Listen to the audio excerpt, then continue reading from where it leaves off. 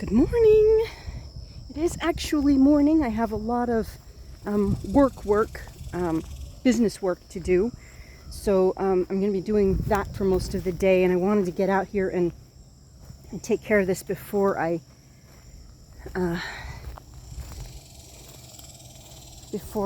started work.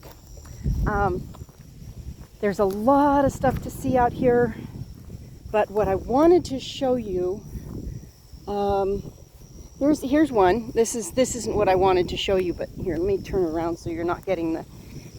Okay, you see next to that rock, this little thing right here, that is a peach seedling.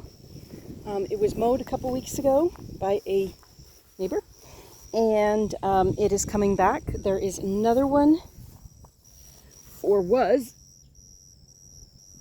right there, but it looks like all the leaves are gone, so I'm not sure exactly what's going on with that. Maybe I need to put a cover over it. This one, again, right, oops, can I get it? Right there, I think. Right there. This is peach seedling. Another peach seedling right next to that stake. And these are the two peach seedlings that did not get mowed. I stopped him before he got to that point. But what I wanted to show you is over here. If you remember, or maybe you don't, I don't know. I did watermelons this spring. This is my watermelon patch. And I've got, none of them are ripe yet, but I've got watermelons coming out my ears. Okay, so this one right here, it's not ready yet. Let's see, little spoon, I don't know, you can't see the curlicue. Curlicue's still green. But all I did was mix a whole bunch of different varieties. I had my varieties. I had watermelons from friends. I had landrace varieties. Okay, there's a black. This one is almost gourd shaped. There's another green stripey over there. Lots of different types. Lots of different stripes. I was walking through here this morning, and I realized that I've got to be really careful where I walk, because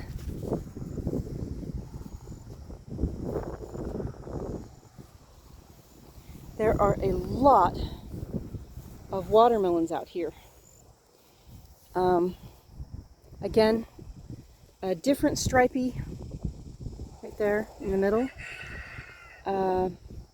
There's more watermelons coming on every day. There's another one at the top that you can't see right now. But I'm seeing lots and lots of female blossoms. Here is another black. There, I think. All right. But I don't want to step on anything, because right there. This is probably some relation to Charleston Gray. The little spoon is still green.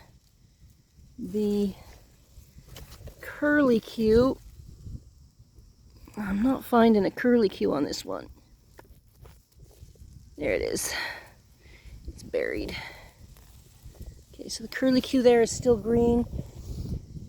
There is one in there, the striped one over there. Curlicue is starting to dry up, so I need to keep an eye on that one. I could probably do it now, but listen to the difference. Can you hear that? Okay. Compared to, and I'm walking on watermelons here.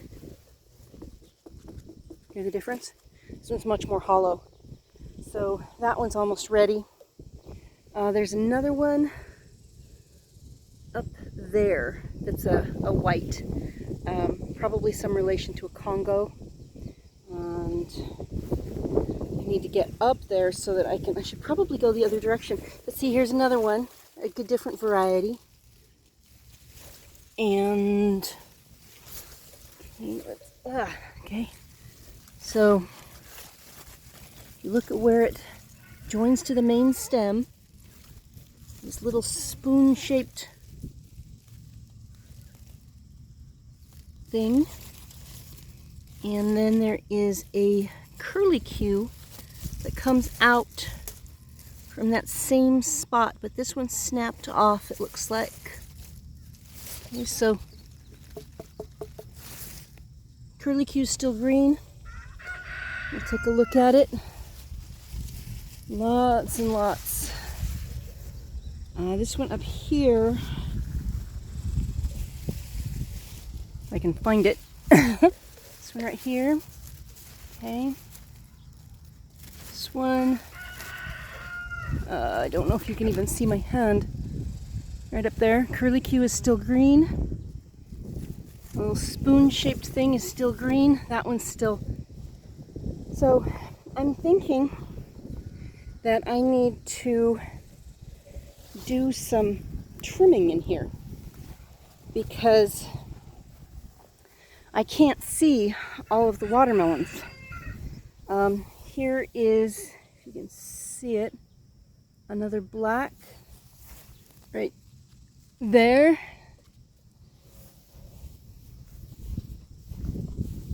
Some of these are descended from miniatures, some of these are descended from full-size watermelons. This one, again, this one doesn't have the stripes, but it is another gourd-shaped watermelon. And I'm looking at, still got the little spoon, still got the tendril, not ready. We've got one in here that is almost ready. Let's see if I can find it, see if I can get to it rather.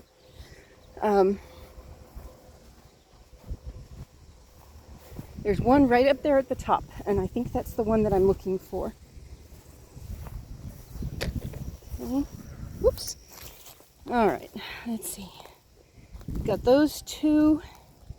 It's that one right there, and I'm going to have to go the long way around. See, I'm thinking that although all of the vines do provide some shelter, it's getting very difficult to move around in there. Next year when I have more of a, next year when I have more of a garden space instead of just a pile of wood chips, it'll make it easier or simpler. Okay, this one. I'm afraid I'm gonna break it off. Okay, the little curlicue is still green, but the spoon is turning. Okay. Alright. There was another one the other day that I found. The curlicue was starting to turn, and it's somewhere back in the middle of that. But next year when I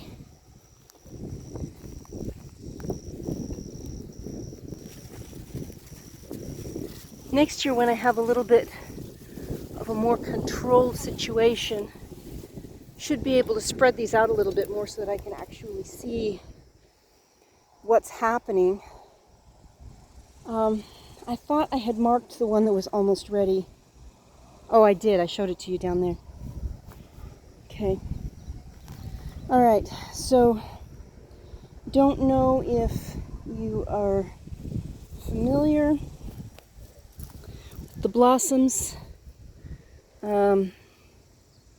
Male blossoms have that stem at the base. Let's see if I can find a female blossom. I'm not seeing. Here's another of those gourd-shaped melons. I don't even know if you can see it. Right there. Okay.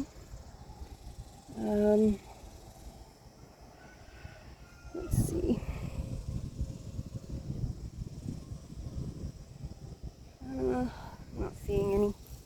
The female blossoms will have a melon shape at the base that turns, it's actually the shape of the eventual melon.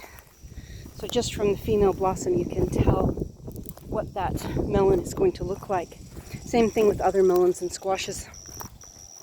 That shape is always, I'm thinking anywhere that I have a well-developed melon like that, I need to come back 2 or 3.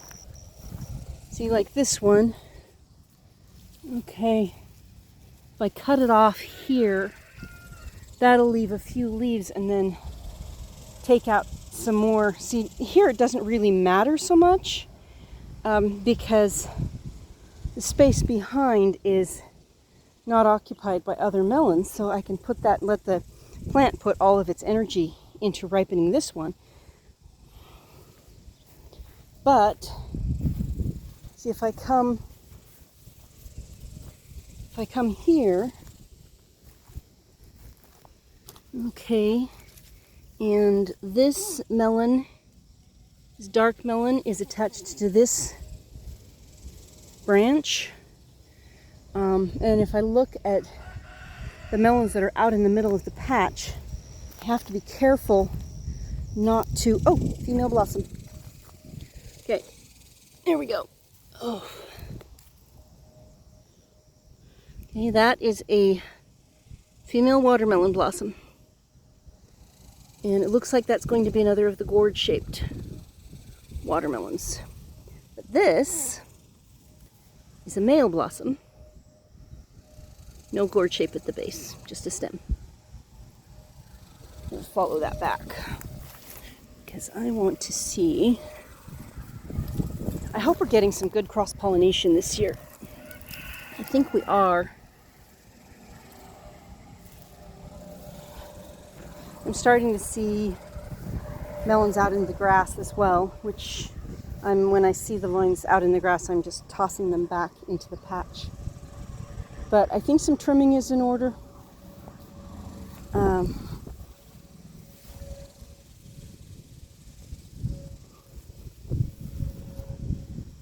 Okay, again, here's the stem.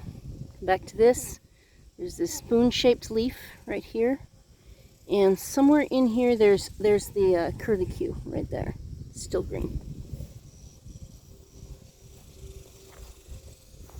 Okay. Let's see.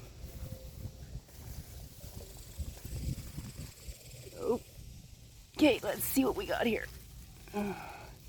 You can see, if I pull this aside, you can see that the, whoops, can you see it?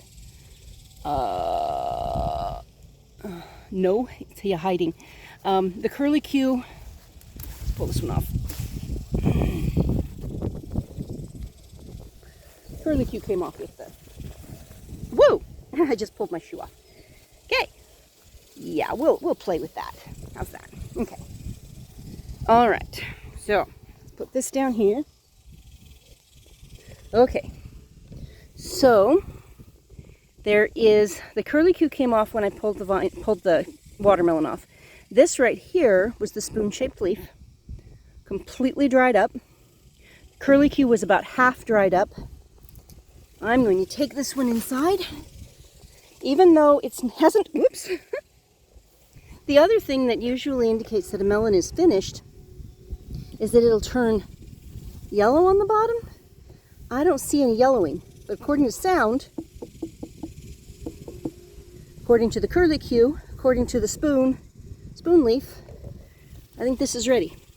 So we shall see. Even if it's just ready enough to do a test and say, can I let this ripen off the vine? We shall see. But my first watermelon of the year, and you get to experience it with me. Amazing. I love this. This is so fun. Next year is going to be a little bit more controlled, probably not a lot more controlled just because I'm that kind of person. one of our 2 surviving seedling grapevines. This one is a purchased Concord. This was a purchased Concord and didn't survive.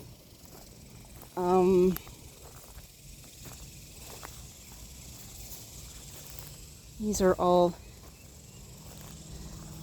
cantaloupes. Here, that's the other seedling grape. All right. Well, hope you enjoyed your tour of my watermelon patch. Oh, while I've got you, let's look in here. This is a greenhouse now that the chickies are out.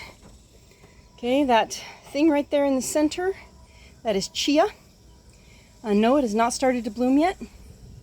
Off in the far corner is a